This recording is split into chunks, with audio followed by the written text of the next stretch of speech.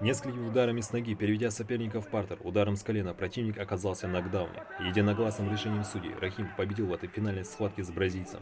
На чемпионате, проходившего в Кисловодске, съехались бойцы из 15 стран мира. Рахим вернулся чемпионом в весовой категории до 42 килограмм. Самый тяжелый соперник был первый азербайджанец, но я делал ему решающий.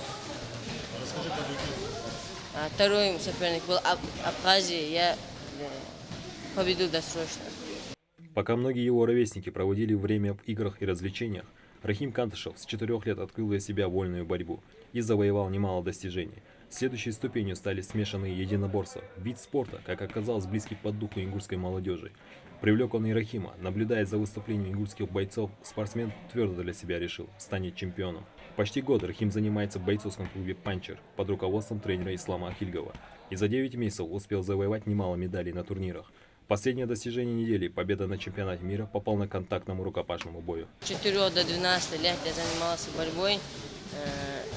За то, что я видел разные ролики по телевизору, я прошел М1.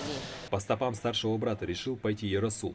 По итогам прошедших соревнований бронзовый призер мирового чемпионата попал на контактному рукопашному бою. Я раньше занимался борьбой 1 год. Мой старший брат приехал на М1, я взял его пример, и мы поехали в Кубок мира. Я стал бронзовым призером. По улице учим, будем готовиться, сейчас готовимся на чемпионат Азии. Рахим у нас прошел уже отбор. Отец горд своими сыновьями, которые добились успехов в спорте за столь короткий срок. Но главная заслуга в этом принадлежит тренерскому составу, отмечает Салмхан. Многого добились, во многих соревнованиях участвовали. И, как видите, сегодня, благодаря их тренерам, вот такой результат и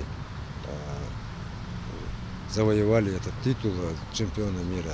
На этом братья не будут останавливаться. Совсем скоро стартует чемпионат Азии, который пройдет в Казахстане. К очередным соревнованиям спортсмены настроены подготовиться на отлично.